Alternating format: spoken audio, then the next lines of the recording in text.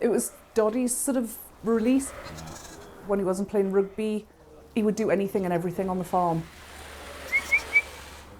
Whether it was mucking out a shed or doing whatever with the animals. When the boys were here, it was his dream, really, being here.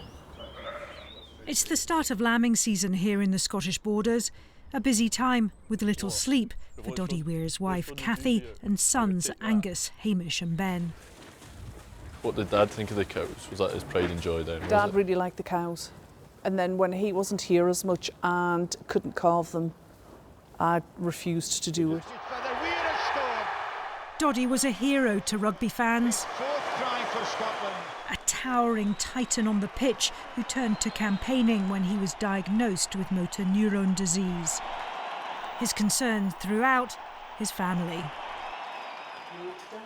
They're actually not that bad.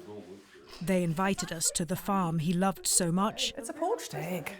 What can go wrong? And 3 years on from his death, Kathy is now ready to take on a big fundraising challenge for the My Name's Doddie Foundation, which raises money for research into MND.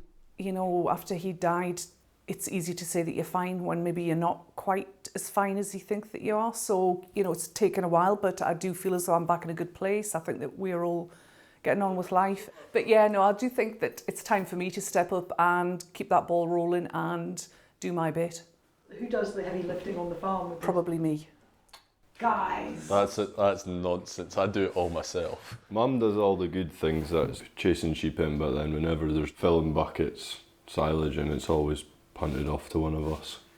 All that on hold for a while though, as Kathy, as part of a relay team, and hundreds of others take part in a 4-day challenge cycling from the Scottish Borders through England, Wales and Ireland. 200 miles per day for 4 days, a little bit less on the last day. Would you say, like, you're a family where humour is important? Most definitely. That was a Doddie thing as well, right? Yeah, most definitely. And that was just the way he lived. There was no point in crying because it doesn't really get you anywhere. No point in crying, it doesn't get you anywhere. When you realise you've still got 200 miles to go. I did do a big cycle yesterday and I was crying a little bit. Doddie Weir's legacy shines through here at his home.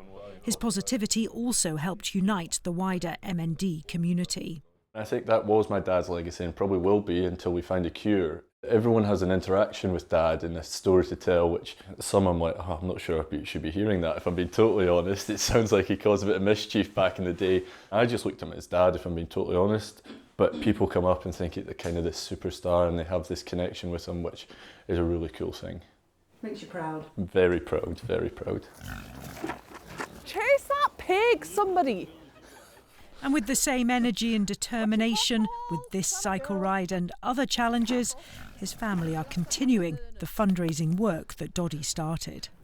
If you find there's a day when you're cycling through this kind of weather, what will give you the strength? I think you've just got to, I will be thinking of Doddie and I'll be thinking of Guinness at the end of it. But, you know, there's people always worse off than you think you are, and you've just got to put your head down and dig deep and get through it. And at the end of the day, we are doing it for a really important cause.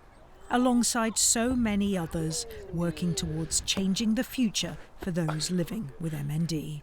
Lorna Gordon, BBC News in the Scottish Borders.